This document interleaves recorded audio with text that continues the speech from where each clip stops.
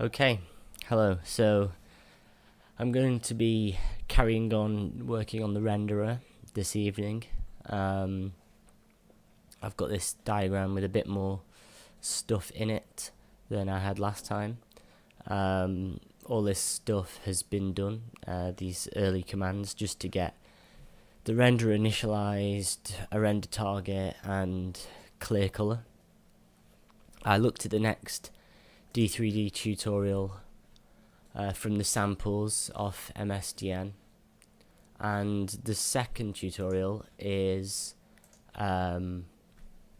basic triangle.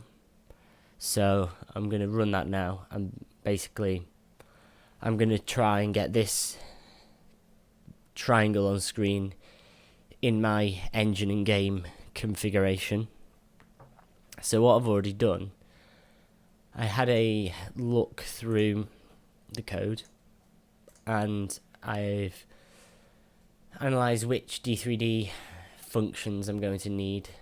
I've just listed them down here. So I need to load a vertex and a pixel shader.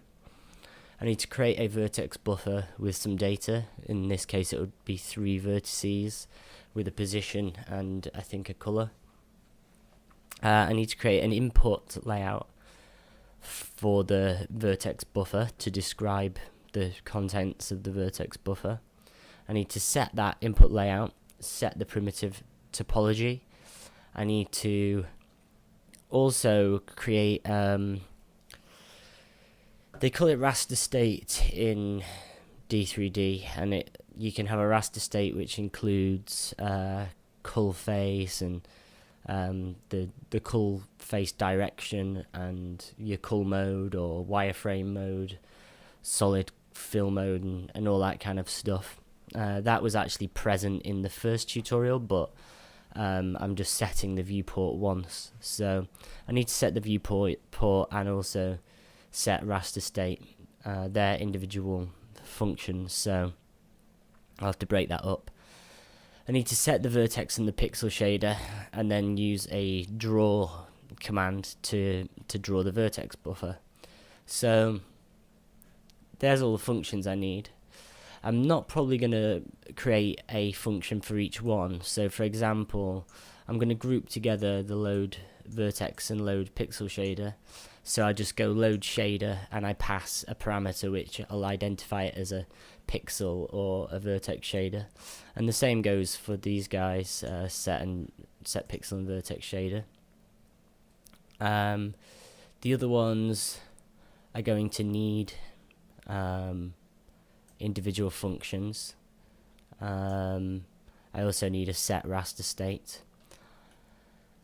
And basically I'm going to work through this. So first of all, I need to make these appear in the direct API. I need to have the functionality to call the D3D functions and supply the parameters. And then I'll also implement the deferred API. And then hopefully by the end of this session, I will have the triangle rendering on screen in my game. There's a fair amount of code to write for this, so I don't know how long it's going to take. And also, I'm probably not going to stop to talk too much about it. I'm just going to wrap up functions that are called really from the D3D tutorial. So I already know what the functions are that I need to use. I just need to make the interface so I can call those, and then get them into the deferred API so I can create the command buffer, and then use my engine and my rendering system to reproduce that tutorial. So I'm just going to get down with that now, and this will probably be a lot more coding than previous ones, so I might speed it up and fast forward through as I'm coding.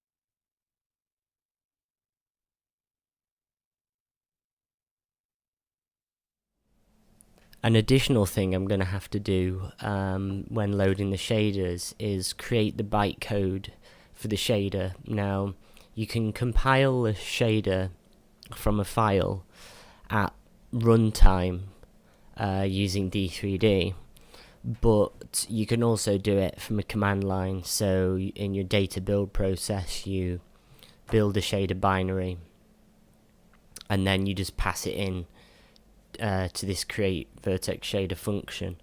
So as part of this process, I think I'll hook in the build process to be able to compile shaders from files from the command line, or as part of a batch file or something like that, just because it's the best way to do it, and it makes compiling shaders while you're writing them quicker than having to load the game to see if they've compiled correctly.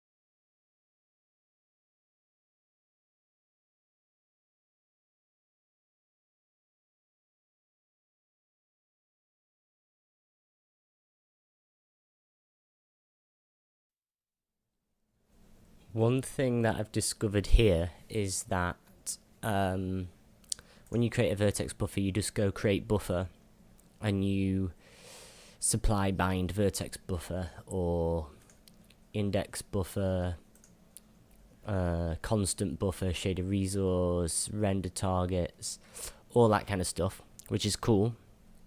So I'm going to just create one function, create buffer, and then pass in these flags and arguments, and I will shadow these arguments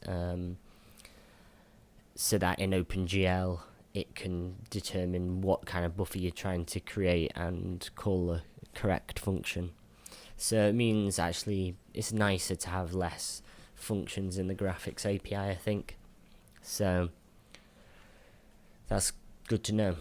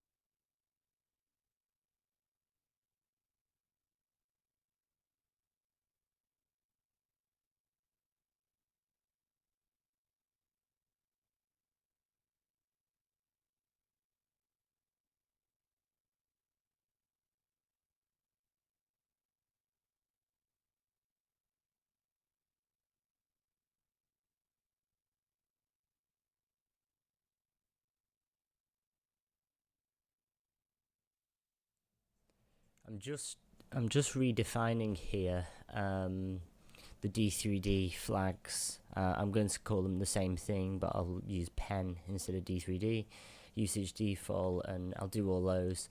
So when I pass them in to a create buffer function, I don't have to convert between my definition, the value of my definition and the value of the D3D one.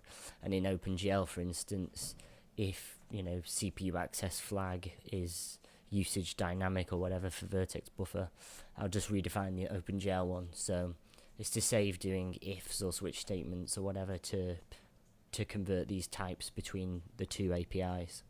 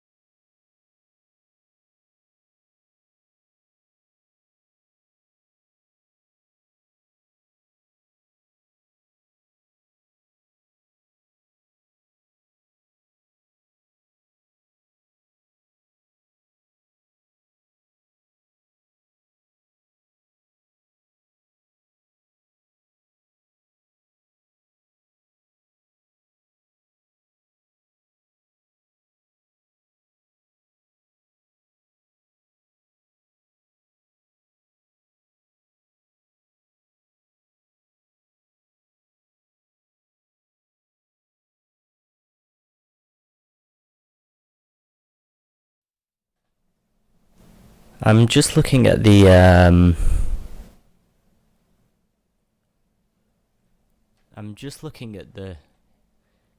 create input layout code, and this is one thing that always has been probably the worst bit of graphics APIs. I think there was vertex format, vertex declaration. I can't keep track of what they are and what they do now because they've changed. It used to be the vertex input was belonged to the vertex buffer, and it set its format, and where the relationship was between the input layout and the vertex buffer, and now it's more to do with the input layout maps to the shader. And I guess it's just how to remap your vertices, maybe like a fetch shader. You have a fetch shader on some platforms. Me personally, I would like to just not have this and just know that I'm binding a shader, my vertex buffer is going to be in the exact format and layout that I specify in the order of the shader. But nonetheless, this is in there, and it's a bit of a pain. So originally I put it underneath buffers because I was thinking, oh, this belongs to the vertex buffer. It defines its layout. I guess it makes sense it's called input layout because it belongs to a shader. But in addition to the creation params for the input layout, I need to pass in the vertex shader bytecode. I'm going to do that now, and once this is in, I need to do set buffer, and then that'll be most of the direct code written, so I can try and get that working and see how far I can get on with doing the deferred version of this API.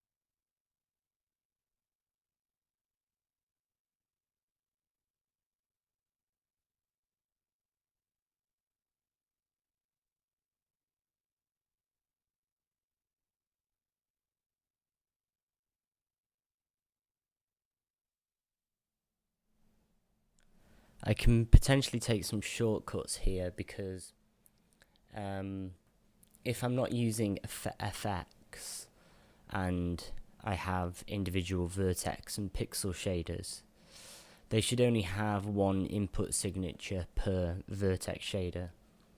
So there's a hard link between the vertex shader and the input layout that I create.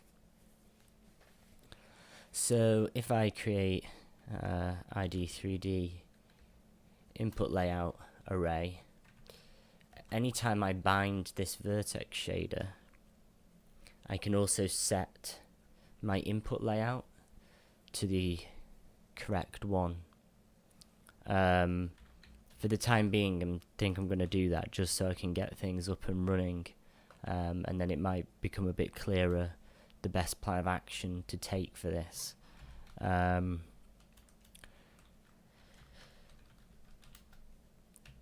So with this, I've almost got most of the code written to run that sample, but I need to also do a build process, which is going to build the shader, compile the shader into bytecode.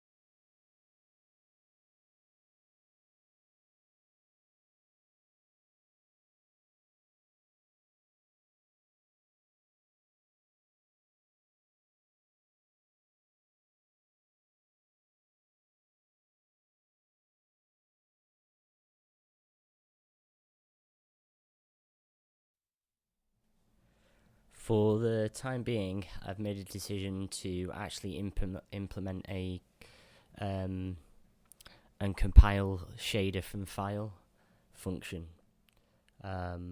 Initially, I wanted to just do it all through build process, but there's a few reasons. If I do a compile shader from file, it'll probably be quicker to do because it's just a function call than doing the build process now.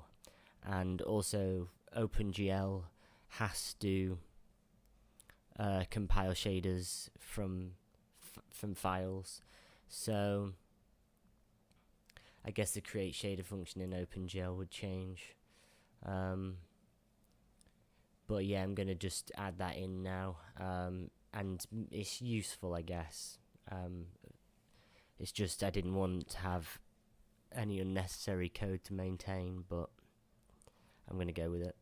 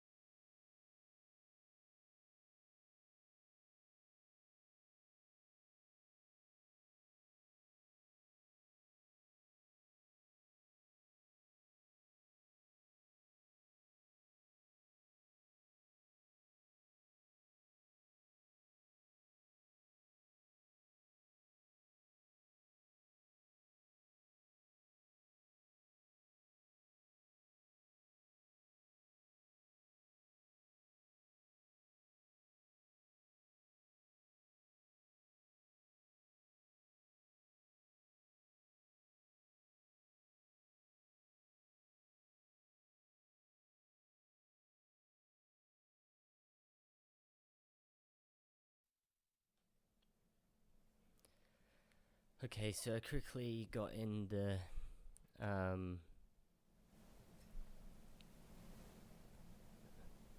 so I have got a compile shader from file just quickly hacked in, and I think I've got all of the functionality now. So what I'm going to do is load up the game solution, and then I'm going to try and see if these are working correctly.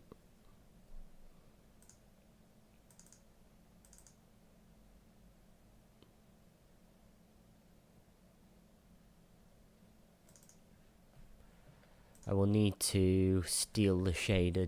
I'm going to nick the FX file from the tutorial for now, just so I know it works.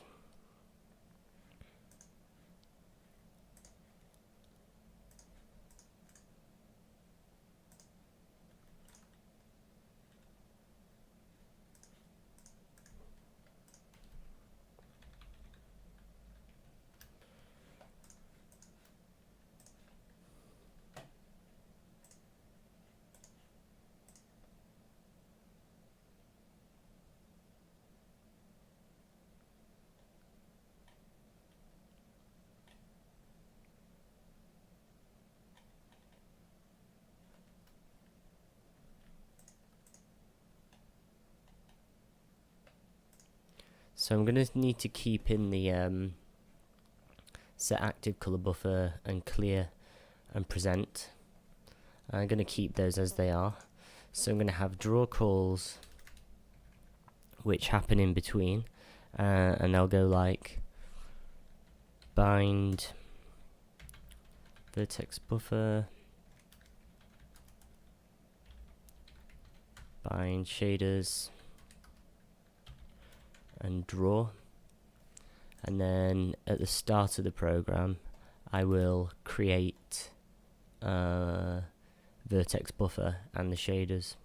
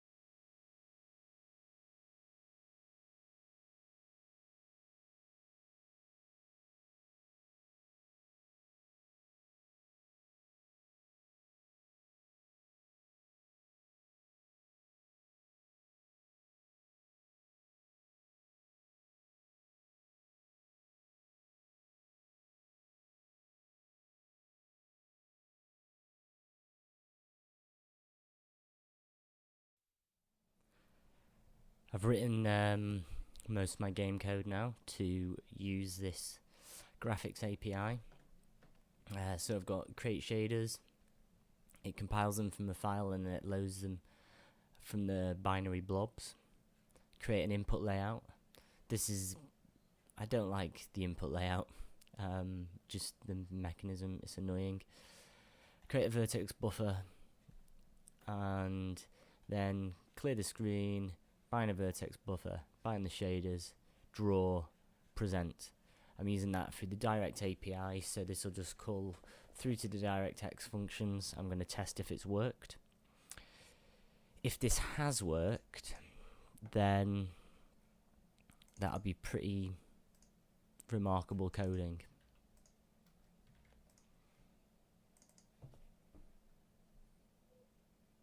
I've written a lot of code without running it, so let's see how it goes.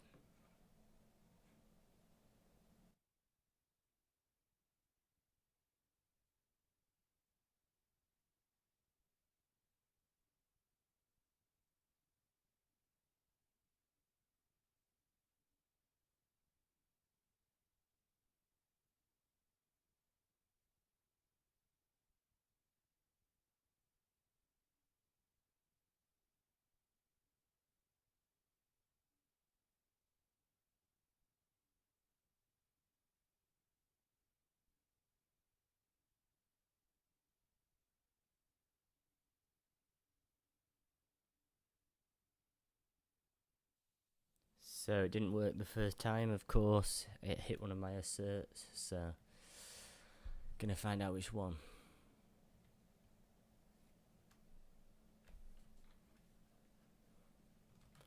So the vertex shader's compiled okay. I know what's going on.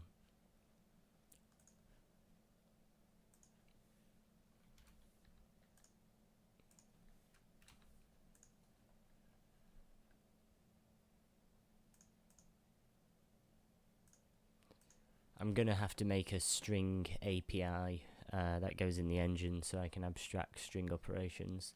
I'm not gonna use STD or anything like that, just plain chars with, string copy and all those sort of things. Sometimes different compilers and platforms have slightly differently named ones, so again for portability. And just now Visual Studio's moaning that I'm not using the safe version of the API of the string sprintf function. Sorry.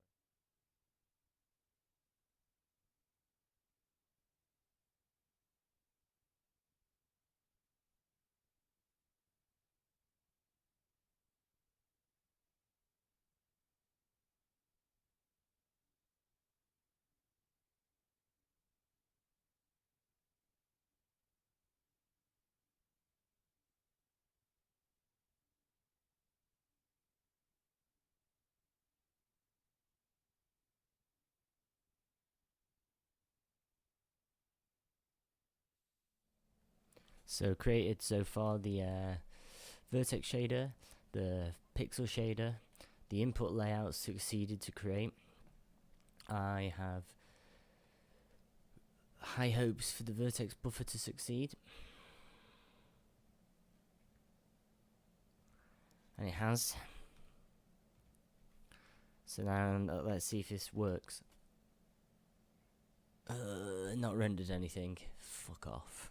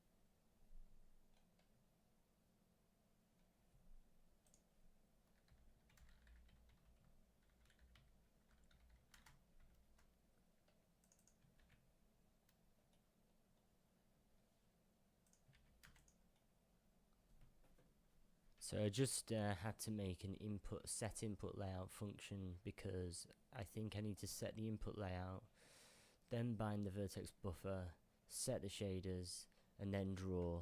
That's the order it does it in the sample.